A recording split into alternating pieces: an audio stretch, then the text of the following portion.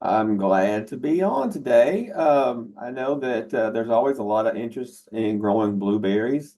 Um, and usually around here in central Kentucky, anyway, we have some issues and we'll discuss those, but you may have those issues in other states as well. First off, blueberries are actually a native crop to North America. They were eaten by the Native Americans for centuries, and they were gathered from forests and some boggy areas. And they were used for dyes, and they were used for cough medicines and dried, crushed, put on meats to give them some more flavor. And then obviously the Native Americans taught the settlers how to grow blueberries or how to forage the wild types. And even blueberry juice beverages were important during the Civil War and later started the canning industry in the Northeast. And we think of mostly uh, grape juice from that area, but it actually started out as blueberry juice and it grew into the other juice types. There's mainly three types of berries here. Or out on the market. There's a high bush, there's a southern high bush, and a northern high bush. And then there is a low bush that is southern, and then there's a rabbit eye blueberry. We'll talk about all those varieties just in a minute. We can grow them all in Kentucky, depending on where you are in the state. But if you break it down from the university, usually northern Kentucky, the northern variety is going to do better, and in the southern part of the state, the southern variety is going to do better. I live right smack dab in the middle of the state, and I have both of these in my garden, and they've done equally as well there. So it's kind of that transition zone, I guess. The rabbit eye and the low bush types bloom about a week to a week and a half earlier than the northern high bush and the southern high bush. So you might have a little bit higher chance of getting some frost damage when they bloom because they start to break flower bud usually in March and they finish up sometime in April of blooming. Mine are just now getting done blooming and they did start in March. So there was a long bloom process time this year. So just keep that in mind. If you're in an area that's prone to some late frost on fruit crops, you may want to make sure you stick with the high bush types, not the rabbit eye or the low bush types. The rabbit eye and low bush can handle a little bit more variation in pH than the high bush types. That's also going to be a factor in if you're in those areas like I am, where our pH naturally is not anywhere near what blueberries prefer. And also the rabbit eye and low bush will tolerate drier, hotter temperatures as well. So that's another factor depending on where you live, what you might want. I know there's some typos I see here in this PowerPoint, but we'll skip over those. But rabbit eye types can grow 6 to 10 feet tall, low bush a couple of feet, and then the high bush usually are 3 to 6. They usually max out around 6, but because that time we've already pruned out some of those older canes, and that does keep the height down just a little bit. No matter what type of blueberries you're growing, you're going to have some problems. The main problem, especially with ripening blueberries, is birds. So you're going to have to get some kind of bird netting. These people have made a frame and then just put regular bird netting over it. At home, I prefer the actual mesh. It's more like a plastic screening type material because whenever you put it on and off, if you don't have a frame, it doesn't grab the berries and pop some of them off, whereas this kind of net will. The mesh just kind of lays on, lays off easier. It's just easier to use. I've even used that mesh for a little bit of frost protection when they were blooming, and it did help a little bit, maybe a degree or two difference. With proper care, you can get have productive plants for almost as long as fruit trees will produce. It is going to be more inputs probably to keep that plant alive for that long. There are a few pests and disease reported in Kentucky, and you would think, well, why is that, especially in this part of the state? The reason is because we don't have very many, if any, native blueberries in central Kentucky because the pH is not to their liking. I have seen some in eastern Kentucky where they have a different soil type than we do. But that's the reason we don't have as many diseases and insects when we plant them in the backyards because we don't have a reservoir of wild types. The yields on mature plants can range from 6 to 15 pounds per plant. And you think 15 pounds of blueberries, that is a lot of blueberries. But you're picking those over a couple of weeks. So they don't all ripen on the plant at the same time. So it's not like you're spending hours and hours out there picking all those at one time. If you extrapolate that into an acre, that's about 6,000 pounds of blueberries per acre. It can be much higher in a good year, but you're going to be really putting in the work to get that. And that's something that you're definitely going to have to, if you want to go into commercial production, it's going to have to pick really good sites in this part of the state. You can get a little bit of winter injury in Kentucky, but your crop is rarely lost, especially on a good site. The main reason for that is in full bloom, they can go down to 28 degrees without much harm. And most fruit crops are going to be a little bit above that before they get damaged. So site selection is very important. They're same as other fruits. They want full sun, good air drainage, good internal soil drainage. They do not like wet feet. Good air drainage means higher elevation. That way, your late frosts, they're more likely to happen in a valley than on top of the ridge or on top of the hill. So the higher elevation, the better. You think about it, cold air drops, warm air rises. So if you keep 2 or 3 degrees difference at the top of that hill, that can make a difference when having a crop and not having a crop on most of our fruit crops. Also, the soil should not compact easily. So we're going to have to add some things to that, especially in most of Kentucky, especially most of the central parts. It's going to have heavy clay, so we're going to have to add some organic matter and to loosen that up. But that's the biggest key, especially in our part of the state. The biggest thing, the best thing for blueberries is peat moss. There is some myth that they like swamps and bogs. They don't. They will get root rot. But they do love organic matter. They especially love peat moss because it is organic matter and it's also acidic. So they really like it. It's good to mix that in with your soil. You can also, if you know ahead of time that you're going to plant blueberries in a particular area, you can plant a green manure crop and then turn that under and that'll decompose and that'll help add some more organic matter to that site. As far as soil preparation, they do prefer a soil with high organic matter. So you make sure you're going to add your peat to your bed. The pH needs to be between 4.5 and 5.2. In my part of Kentucky, our pH is usually natively anywhere from 6.4 to 6.8. So you're going to have to probably drop that pH down. How are you going to know you need to drop your pH? Well, first of all, you're going to take a soil test before you ever think about planting blueberries. That's going to give you your pH. You're going to know how much you need to drop it. And then you're also going to know what other nutrients you may need to add. Most soil tests or all soil tests will test for calcium levels. It is a huge factor, especially if you're in an area with a limestone-based soil like we have. Anything over 2,500 on your calcium on your soil test, it's going to be hard to keep that pH down. You're going to have to constantly battle that. So usually if it's 2,500 or more, we'll just say, don't plant blueberries in that location. It definitely wouldn't want to do a commercial area in that kind of soil types because you're never going to really be able to keep or afford to keep that pH down. Now, if you're under 2,500, then it's a lot better chance of keeping that pH down.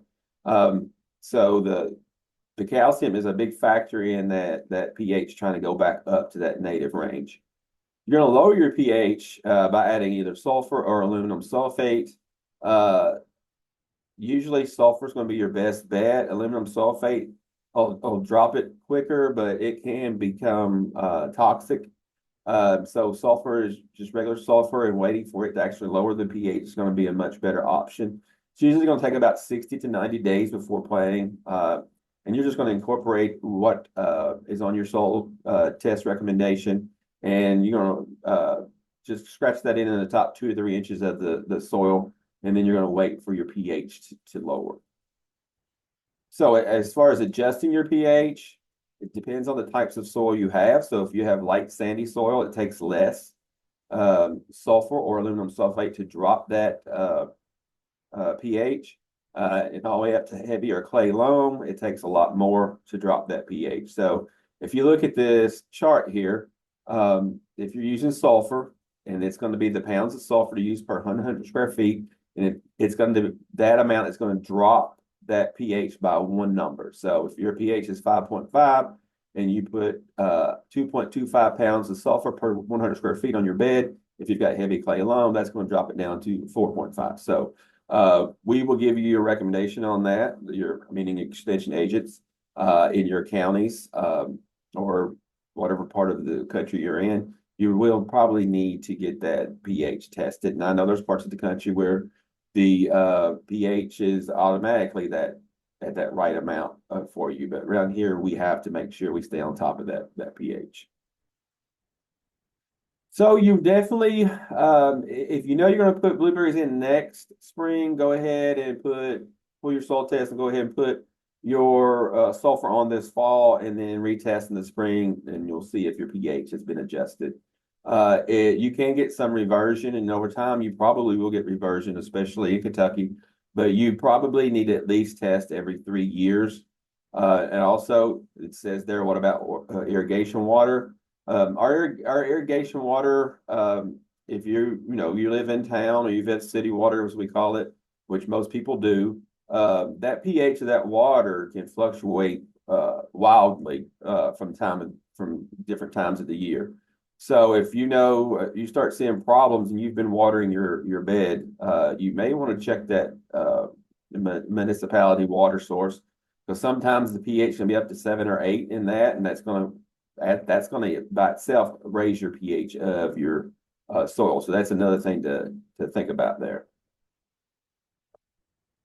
We have several cultivars out there. Many have different maturity dates. And if you select properly, you'll have fresh blueberries throughout the fruiting season, which can be over, 6 weeks. So early maturing, they're going to bloom earlier. You're going to have a higher chance of frost on those. You may want to keep that in mind and be ready to cover those if need be in the spring. Generally, blueberries bloom about the same time as strawberries. A high bush can withstand 28 degrees in full bloom without damage. The low bush is 30 without damage. So keep that in mind that, they're giving out a low of 30 and you've got a high bush, you're probably going to be okay because it's got to get up to 28. But if you were to throw something over them while the sun was still up and lower it all the way down to the ground to kind of reserve some of that radiational heating in there, if you just keep it up 2 degrees, you're going to save your low bush there too. So it's good to have that as an option, and just in case. You can put a floating row cover or something like that over it. Will do the trick. And as a rule, the berries ripen about 60 to 80 days after bloom, so you can kind of get ready knowing whenever you're going to be ready to pick blueberries. Like, I think mine probably have dropped most of the flowers and the little blueberries are forming as of this week probably. So I'll know that I'll be picking blueberries sometime in June. So that's something to keep in mind. Each cultivar ripens for at least 2 to 3 week period. That again depends on the weather. If it's hotter, they're going to ripen faster. If it's cooler and wetter, they're going to ripen slower. But you can pretty much think that they don't ripen on the plant all at one time. So that's a longer fruiting season than a lot of our other fruits are. You do want to plant at least 2 cultivars. That's going to give you best pollination. And then you can group your cultivars together by ripening date. That ripening date is also going to coincide with their bloom date, which is going to make it easier for them to cross with each other while they're in bloom to get better fruit set. It's also going to make it easier whenever you're going to go out to harvest the ones that you're picking on bloom in one spot, as long as they're blooming at similar times. So some of the varieties that we've got out that do well in Kentucky are some of the early varieties are Duke and Spartan. Some good mid-season ones are Ozark Blue, Sierra, Toro, and Blue Crop. And then late Nelson, Darrow, and Elliott. And there's a lot of other varieties out there that do well here as well.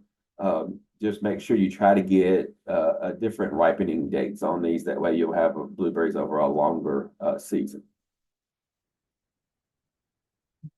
So desirable characteristics for your blueberries, you obviously want larger sizes. So the better the pollination you get, the larger the berry you're going to get. You do want a nice blue color. You want them firm, but not too firm, because if they're too firm, they're not quite right. Uh, you want crack resistant varieties, which are the ones I had just told you about. Most of those were crack resistant. Um, you want good keeping quality, which, you're not going to put berries that are close to going bad in bags with good blueberries, obviously. And they should have a good aroma and flavor. If they're fully ripened on the plant, they're going to be a lot sweeter and a lot better to eat, and you'll tell by the fragrance that they are. And then there is a tendency of blueberries for them to remain on the plant when ripe. I know some fruits, blackberries are probably more, if they get really ripe, they fall off on their own. So you lose things when you're picking by shaking the plant. Usually not a problem with blueberries. They usually hang pretty good until you pick them and pull them off the plant. So planting, if you're planting bare root plants, I don't know very many people that plant bare root plants in a home situation, but if you do, you're probably going to order those in the spring and you're going to get them sometime in March, and they're going to be bare root, and you're going to go ahead and plant them directly into your beds. If you're going to plant potted plants, most time you can plant those just about any time you want. I would probably avoid the middle of summer, just because it's going to be hard to keep that root ball moist down in the ground. It's going to be easier to keep them watered while they're in the container, and then plant them in the fall and keep them watered. You do want to make your planting hose a few inches wider and deeper than whatever the root ball of the plant you are planting. I will say I've planted fall blueberries, I planted spring blueberries, and they all did pretty similar. I personally like planting them in the fall if they're potted, just because they have that first few months being dormant and just kind of situating their roots into the soil before, hot, dry weather sets in the following spring or summer. You do want to make sure you work your soil up deeply. You want to add several layers of peat moss to that bed as well. You can see here where they've just tilled a strip down through there and added a lot of peat and organic matter and tilled it in. Blueberries are shallow rooted, so you need to keep that in mind. So you don't want to, after they're planted, you don't want to have to hoe around them or any of that kind of stuff, because their roots are really close to the surface. So you're going to make sure you have it loosely and deeply worked up first. And then you're going to space your blueberries 4 to 6 feet in the row and 10 to 14 feet between the rows. Does it have to be exactly? No, it's totally up to you on how close or how far, but you do want to give them room to grow as they mature. This slide here is just the relationship between plant spacing and number of plants per acre. If you were so inclined to plant an acre, you can see plant spacing 4 by 10 there. There's 1,000 plants, a little over 1,000 plants. And if you get down to 6 by 14 spacing, it's only 518. So it varies widely by whatever spacing that you're going to put these into your bed. I know most people are not going to plant an acre, but you may want to plant, 10 or 12 plants. So a little hint, our soils are too heavy and don't have enough organic matter in central Kentucky. So you do want to mix in peat ahead of time, and then mix a little bit of straight peat in the bottom of the hole as you set that plant in there. That's just going to get some of those roots off into that loose soil, looser and more acidic soil there while they get over into the native soil. Just only use peat. There's no reason to add anything else to it. Other than that, if you've already worked in organic matter and peat into the rest of the existing area around that. So you do want plants at the same depth as they were growing, or just barely slightly deeper than the container. Obviously, you're going to trim off any broken or injured roots or shoots. If the ball is really tight, you want to loosen it just a bit, just kind of scruff up the outside of that root ball a little bit to get those roots going out away from that ball. And then you're just going to set the plants in the hole, pack the soil back around, and then water well. You do want to, especially planting potted plants, make sure you do soak them in really well after you plant them, to make sure that root, first of all, make sure the root ball is wet from being in the container. And then after you plant them, water that whole area again. This is a big mistake some people do. They put fertilizer directly in the hole. That is a major no-no. Also, major no-no putting sulfur or something like that in the hole. These roots are shallow and tender and they burn easily, so don't do that. You want to adjust your soil fertility before you're planting, obviously based on the soil test we just talked about. And then you want to side dress that bloom, and again 6 weeks later with 0.1 pounds of ammonium sulfate. The reason ammonium sulfate instead of urea is it is acidifying. That's the sulfate in there. In subsequent years, you're going to increase the amount by 0.1 pound per year until each planting is getting around 0.3 pounds per application per plant. Now, this is a go around, or if you having a really trouble keeping your pH where it's supposed to be and keeping the nutrients right for your plants. This is going to be your best bet, especially in heavy clay soil, is Osmocote Plus, and it has to be the plus. It is a slow release fertilizer, which is good. And no, it does not last for the number of months that the bags say, because it's all dependent on temperature and moisture. And in Kentucky, it goes by outdoors a lot quicker than what they're saying it lasts. But these are the two types of Osmocote Plus. You can use either one of these. It doesn't matter, but as long as it's the plus, because it's got the micronutrients in it. But you're going to use this from March until August.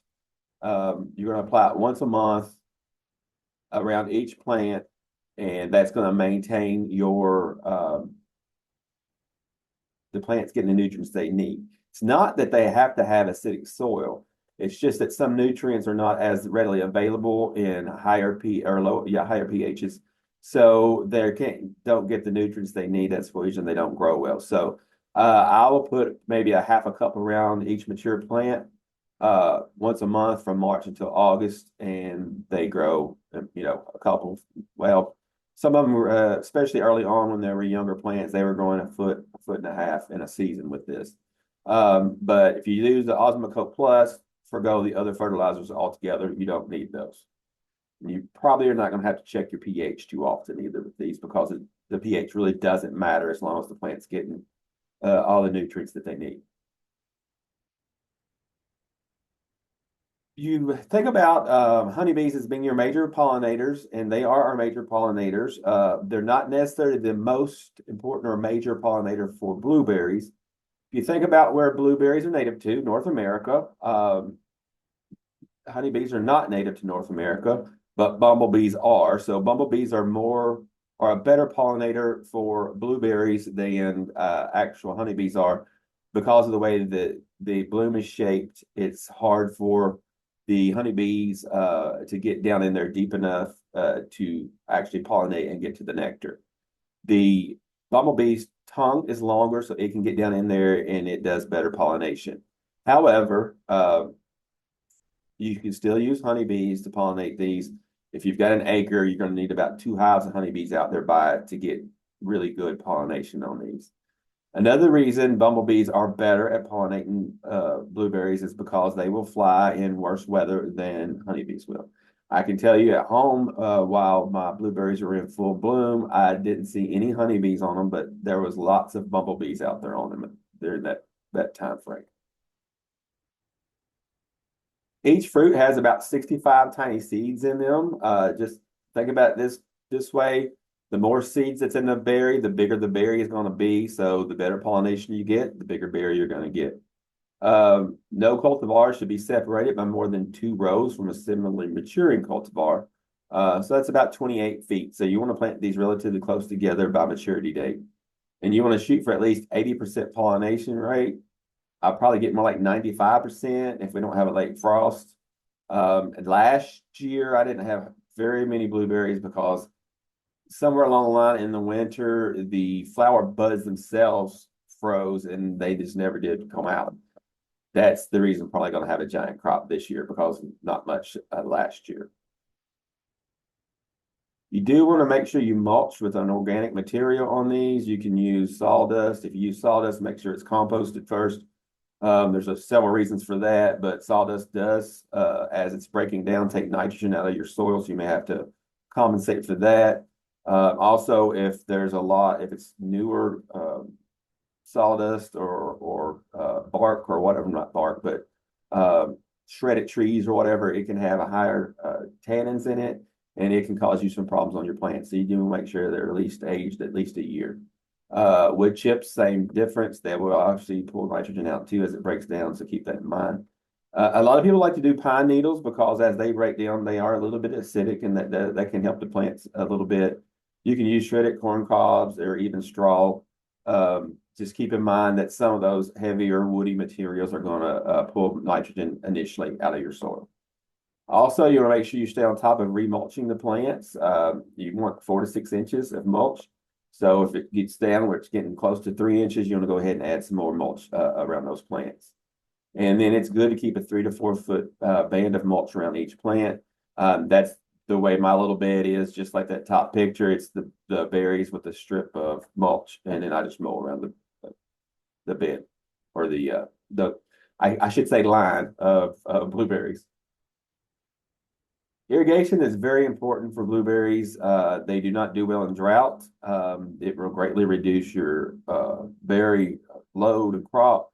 And will also, they are shallow rooted. So if they get very dry on a hot, sunny July day, you can see where you get tip burn there in that picture. That's because the plant couldn't take up enough water to keep that new growth from desiccating and dying. So make sure that you got these in a location where you can keep them well hydrated.